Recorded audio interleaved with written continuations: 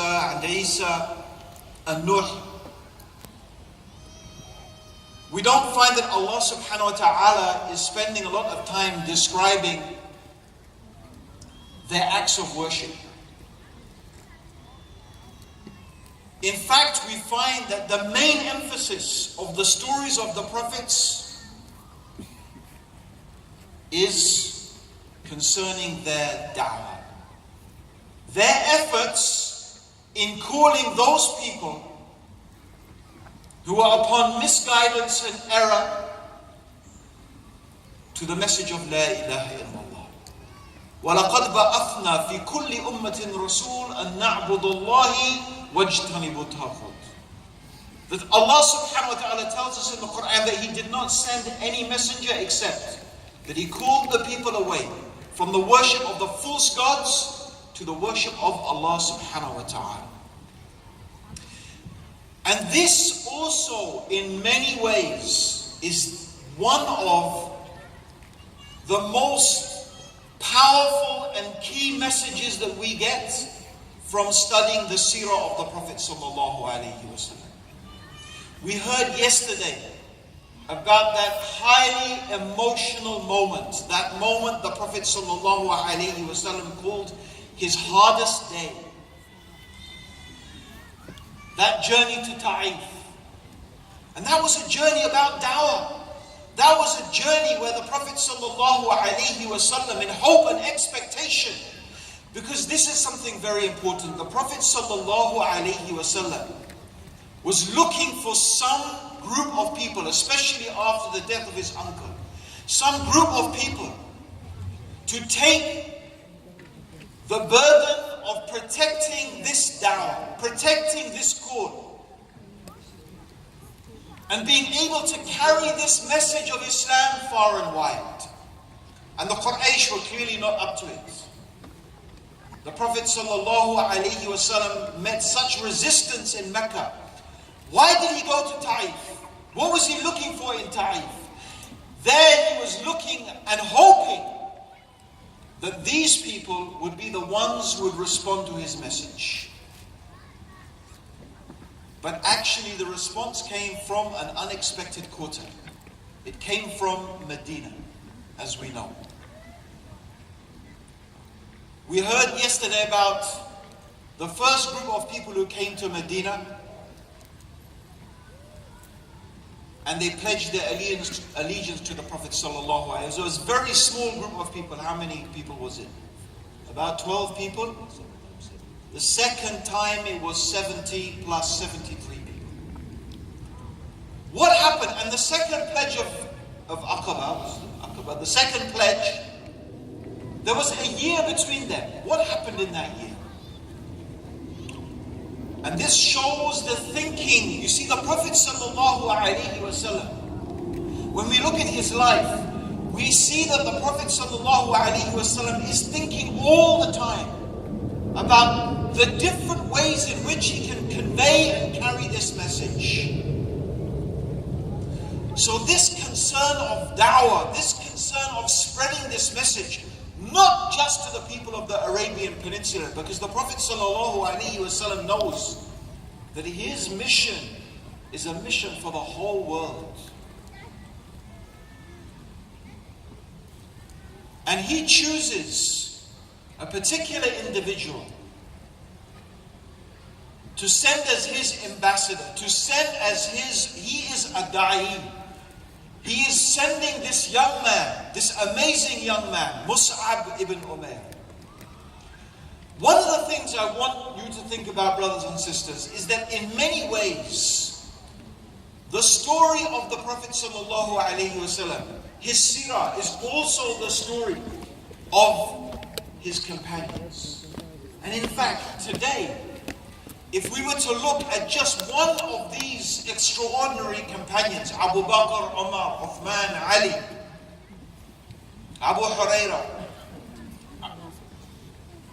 Abdullah ibn Abbas, Abdullah ibn Mas'ud, the names go on and on, truly extraordinary characters. But for me, one of the most powerful and important characters, actually in the whole formation of Islam, was actually Mus'ab. Why?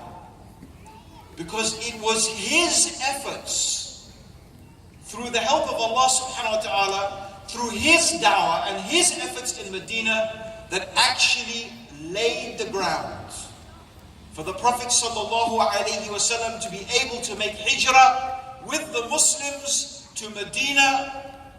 And it's that establishment of the Prophet sallallahu alaihi wasallam in Medina that really lays down the foundation for the transformative spread of Islam, not only in Arabia, but in reality, ultimately across the whole planet.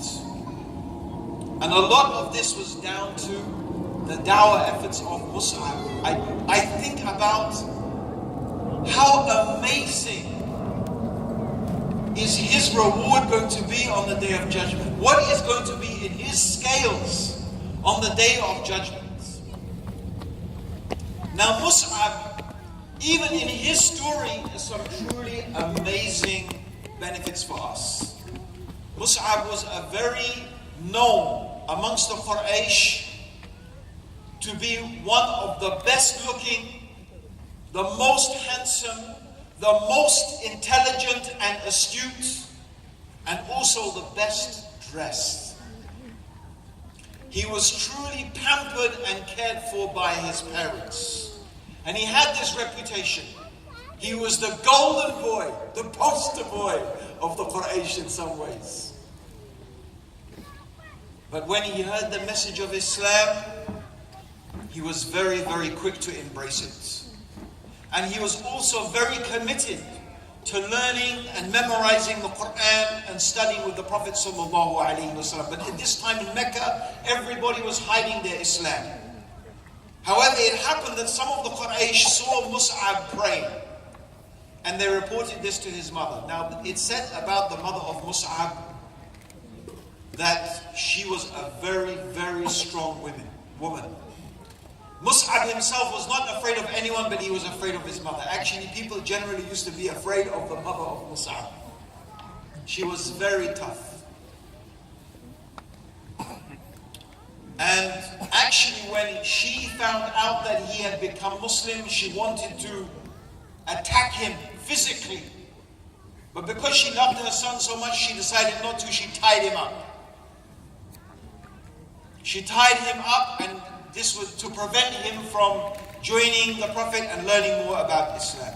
But he managed to escape, and he joined the first hijrah to Abyssinia, and then he came back. And so as it was, the Prophet sallallahu alaihi wasallam, when the Muslims came from Medina, the few Muslims, and they took the pledge with the Prophet, they took the oath of allegiance with the Prophet, they asked, send someone. And who did the Prophet choose? The Prophet sallallahu alaihi wasallam chose Mus'ab. And Mus'ab used to sit in the streets and teach and talk to the people about Islam. And it happened that one of the leaders of the tribes of Medina heard about Mus'ab and his teaching, and he was enraged. And actually he was on his way, a bit like the story when Umar was on his way to kill the Prophet sallallahu alaihi wasallam. This leader was also on his way, determined to kill Mus'ab. And when he arrived, Mus'ab dealt with him in a very, very wise way. Because this man arrived insulting and cursing and determined as if he was going to kill him. And Mus'ab just said to him, listen, why don't you just spend a short time, listen to what we have to say. If you like it, you can see, maybe you will join us. If you don't, then we will leave you alone. We won't bother you anymore. We will go. So he said, okay, that's very reasonable. He could see that Mus'ab was an intelligent man. He sat down, he listened, and when he heard Mus'ab explaining Islam, reciting the Quran, Islam entered his heart. He said, I have never heard of such an amazing, beautiful, intelligent, and sensible message. And he went back to his tribe. He told his tribe and the other leaders of his tribe. Actually, his tribe became Muslim. Most of them, if not all of them. It is said that from the dawah of Mus'ab, Islam entered into every home in Medina. There was not a home except there was someone who was Muslim. So this was how the Prophet ﷺ, you see, the hijrah did not occur in a vacuum. The Prophet ﷺ was thinking very deeply and very carefully about how he ﷺ could effectively convey the message. And something I want to mention, brothers and sisters, because I'm sure many of you will know my own personal passion for da'wah. Especially when I say da'wah, I mean inviting people who are not yet Muslim to Islam. It's something that you find when you look at the seerah of the Prophet ﷺ. It's something you find that was like a fire burning in the Sahaba. This is a quality. This is one of the great qualities they had, which I think we lack. It's one of the reasons they were so successful and we are not. They had this burning passion for conveying the message. And this burning passion comes itself from a love for Islam, a love for Allah, a love for the Prophet ﷺ. When you love something, you can't help except you want to share for it. Look at the story of Umar ibn al-Khattab. The same thing. How he determined that in every place I attacked Islam, I am going to go and proclaim Islam. Even though he was beaten and attacked. And we find this actually with many, many companions. This determined desire to spread the message of Islam.